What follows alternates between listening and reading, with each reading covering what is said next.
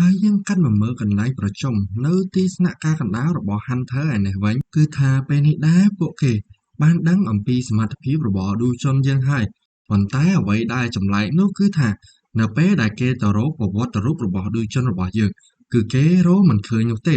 ដោយសារតែឌូជន់របស់យើងគឺគេបានខ្លែងបន្លំខ្លួនបាត់ទៅហើយគឺគេមិនគ្រាន់តែបិទមុខកុំឲ្យគេស្គាល់នោះទេសូម្បីតែអត្តសញ្ញាណរបស់គេក៏គេបានបន្លំខ្លួនធ្វើជា Hunter ថ្នាក់ F ដែរប៉ុន្តែសមត្ថភាពរបស់ឌូជន់របស់យើងគឺស្មើនឹង Hunter Rank S បាត់ទៅហើយដូច្នេះហើយពួកគេក៏មិនបានតាមស្រាវជ្រាវស្វែងរកឌូជន់របស់យើងដែរដោយសារតែសមត្ថភាពរបស់គេខ្លាំងដូច្នេះហើយមិនយូរមិនឆាប់ទេ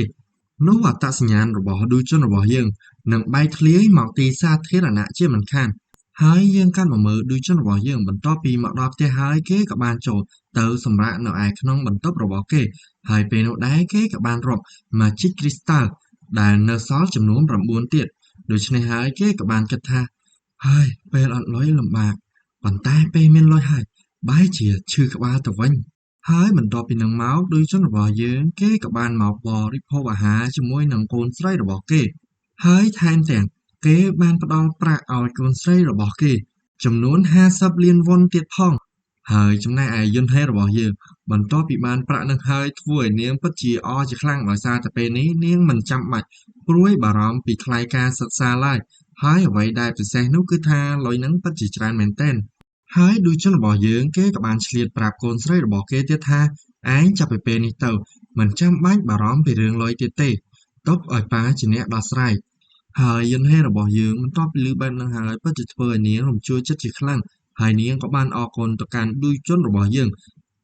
ខណៈពេលដែលនាងកំពុងតែយំដោយក្តីរំភើបហើយបន្ទាប់ពីនឹងមកយើងកើតទៅព្រឹកបន្ទាប់នៅពេលនេះដែរដូចជនរបស់យើងគេក៏បានរៀបរយខ្លួនចេញទៅធ្វើការជាធម្មតា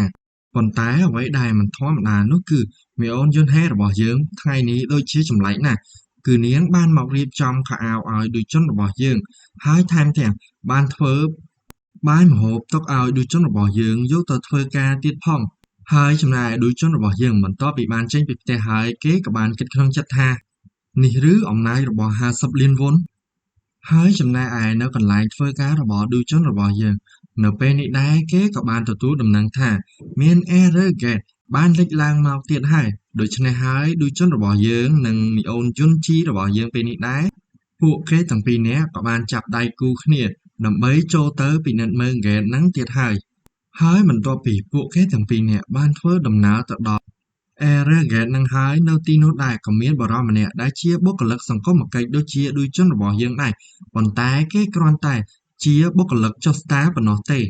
ហើយបន្ទាប់ពីបុរសម្នាក់ហ្នឹងបានផ្ដល់ព័ត៌មានខ្លះៗអំពី Error Gate ហ្នឹងទៅឲ្យដូចជនរបស់យើងហើយដូចជន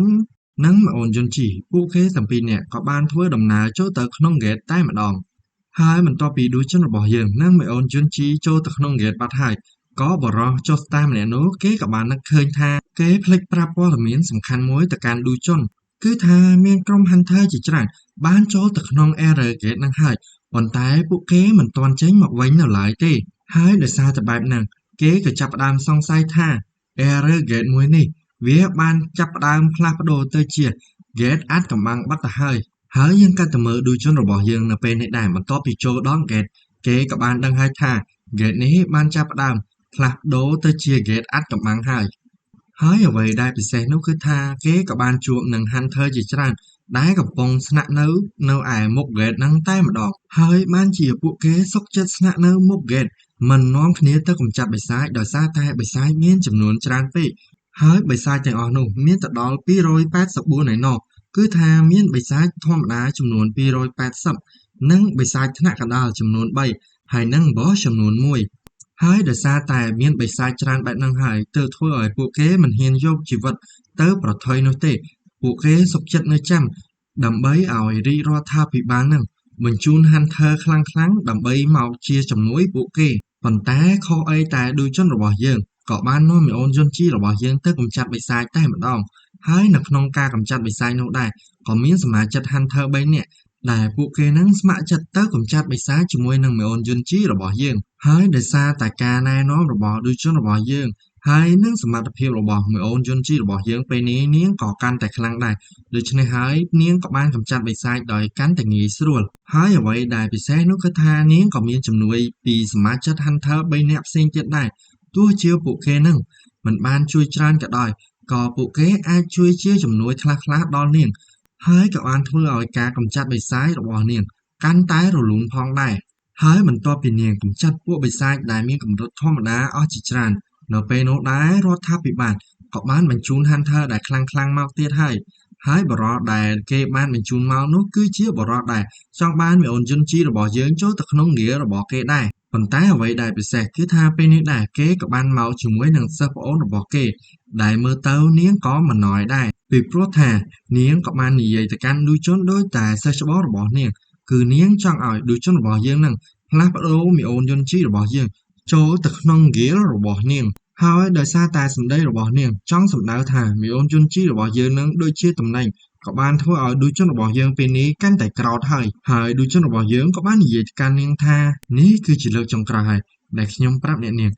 នាងយុនជីនាងគឺជាមិនមែនវត្ថុសម្រាប់ដោះដូរឡើយហើយបើនាងគិតថាតម្លៃមនុស្សគឺអាចដោះដូរបានខ្ញុំក៏មិនខ្វល់ដែរប្រសិនជាបរិមម្នាក់នោះគ្មានតាក់ទងអីនឹងខ្ញុំប៉ុន្តែនេះអ្នកនាងយុនជីគឺជាមនុស្សរបស់ខ្ញុំដូច្នេះហើយចង់ឬមិនចង់នាងមិនអាចយកអ្នកនាងយុនជីទៅប្រៀបធៀបជាមួយនឹងមនុស្សផ្សេងឡើយហើយបន្ទាប់ពីឌូជុនរបស់យើងបាននិយាយគម្រាមនាងហើយថែមទាំងគេបានបញ្ចេញធម៌ពលរបស់គេក៏បានធ្វើឲ្យអ្នកនាងម្នាក់ហ្នឹងគឺថាបានខ្លាចឌូជុនរបស់យើងតែម្ដងហើយយើងមើលតែទឹកមុខរបស់នាងទៅគឺថាពេលនេះនាងសំបីតែនិយាយក៏មិនហ៊ាននិយាយជាមួយនឹងឌូជុនយើងដែរហើយបន្ទាប់ពីនឹងមកយើងកាច់ទៅមើលឌូជុនឯនេះវិញគឺថាពេលនេះដែរគេបានធ្វើដំណើរទៅផ្ទះរបស់គេវិញហើយគឺថាពេលនេះគេក៏បាននិយាយទូរស័ព្ទជាមួយនឹងមេគេដែរគឺថាមេរបស់គេកំពុងតែជប់លៀងជាមួយនឹងម៉ូនយុនជីរបស់យើងដោយសារតែនាងនឹងបានបំពេញភារកិច្ចរបស់នាងនឹងបានជោគជ័យហើយអ្វីដែលពិសេសគឺថាឌូជុនរបស់យើងបាននិយាយការពារប៊ីអូនយុនជីរបស់យើងហើយណាមួយក៏បានទៅឆ្លោះគ្នាជាមួយនឹងហ្គៀលដែលមានឋានៈធំដែរប៉ុន្តែមេរបស់ឌូជុនរបស់យើងមិនបានថាឲ្យឌូជុនទេហើយក៏បានកោតសរសើរគេថាឯងពិតជាធ្វើបានល្អណាស់ឌូជុនដោយសារតែពួកហ្គៀលធំទាំងអស់ហ្នឹងមានអត្តចរិតយ៉ាប់មែនទែនពួកគេមិនຕົកយើងនៅក្នុងកែភ្នែកទេប៉ុន្តែនៅពេលនេះពួកគេគួរតែគិតពិចារណាសារថ្មីហើយគឺដោយសារតែឯងណាឌូជុនហើយនៅពេលនោះដែរស្រាប់តែម៉ូនយុនជីរបស់យើងក៏បានក្រោកឡើងនិយាយទាំងដែលនាងកំពុងតែស្រវឹងជោគជាំហើយក៏បាននិយាយអួតពីឌូជុនរបស់យើងនិយាយការពារនាងហើយថែមទាំងឌូជុនរបស់យើងនិយាយថានាងគឺជាមនុស្សរបស់គេទៀតហើយឌូជុនរបស់យើងដែលឃើញថាស្ថានភាពបើនៅទុកយូរទៀតនោះនឹងវល់ជាមិនខានដូច្នេះហើយគេក៏បានបិទទូរស័ព្ទបាត់ទៅហើយបន្ទាប់ពីឌូជុនរបស់យើងបានមកដល់ផ្ទះពេលនេះដែរមីអូនយុនហេរបស់យើងក៏ចាំទទួលឌូជុនផងដែរហើយអ្វីដែលពិសេសគឺថា2ថ្ងៃទៀតម៉ូនយុនជីរបស់យើងគឺបើកបវេសនការចូលរៀនហើយដូច្នេះហើយនាងចង់ឲ្យឌូជុនរបស់យើងទៅសាលាជាមួយនឹងនាងប៉ុន្តែនាងក៏បានបញ្ជាក់ថាមិនអីទេប្រសិនបើឌូជុនរបស់យើងមិនទំនេរដូច្នេះហើយនាងក៏មិនប្រកាន់ដែរនាងសុខចិត្តទៅម្នាក់ឯងក៏បានដែរប៉ុន្តែដោយសារតែឌូជុនរបស់យើងគឺជាប៉ាគំរូដូច្នេះហើយគេក៏បានយល់ព្រមជាមួយនឹងកូនស្រីរបស់គេហើយដោយសារតែឌូជុនរបស់យើងបានយល់ព្រមធ្វើឲ្យមីអូនយុនហេរបស់យើងពេលនេះមករីកតែម្ដងហើយយើងកាត់មកមើលថ្ងៃបន្ទាប់ពីឌូជុនរបស់យើងគេបានមកធ្វើការហើយគេក៏បាននិយាយជាមួយនឹងមេរបស់គេថា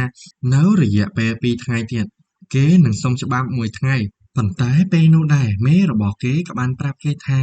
សិស្សច្បងរបស់គេ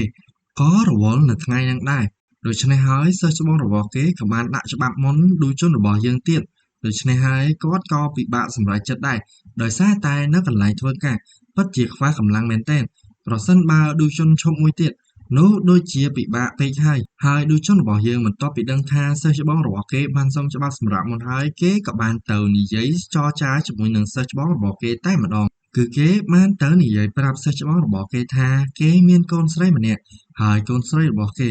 ចង់នៅថ្ងៃបវេសនការហ្នឹងចង់ឲ្យគេហ្នឹងទៅជាមួយនឹងនាងហើយសិស្សច្បងរបស់ឌូជុនរបស់យើងបន្ទាប់ពីឮថាឌូជុនរបស់យើងហ្នឹងមានកូនស្រីក៏បានធ្វើឲ្យគាត់ហ្នឹងគៀង190ដឺក្រេតែម្ដងហើយឌូជុនរបស់យើងដែលឃើញរៀមច្បងរបស់គេហ្នឹងគៀងខ្លាំងពេកគេក៏បានប ពន្យល់ពីទំនាក់ទំនងរបស់គេនិងកូនស្រីរបស់គេឲ្យរៀមច្បងរបស់គេបានដឹងហើយថែមទាំងសុំរៀមច្បងរបស់គេនឹងឲ្យជួយលាក់ការសម្ងាត់រឿងដែលគេមានកូនទៀតផងហើយសិស្សច្បងរបស់គេបន្ទាប់ពីដឹងរឿងរបស់ដូចជនរបស់យើងហើយគាត់ក៏មិនថាអីដែរហើយថែមទាំងគាត់ក៏បានដកច្បាប់សម្រាកមកវិញដែរដើម្បីឲ្យដូចជនរបស់យើងទៅសាលារៀនជាមួយនឹងកូនស្រីរបស់គេហើយបន្ទាប់ពីនឹងមកយើងកាត់មកដល់ថ្ងៃបើកបវេសនការឯនេះវិញគឺថាពេលនឹងដែរមានឪពុកម្ដាយដែលនាំកូនមកសាលាជាច្រើននាក់ប៉ុន្តែអ្វីដែលពិសេសគឺថាដូចជនរបស់យើងបានមកជួបនឹងមីអូន Hunter ដែលគេបានស្ដីឲ្យនៅថ្ងៃមុននោះឯង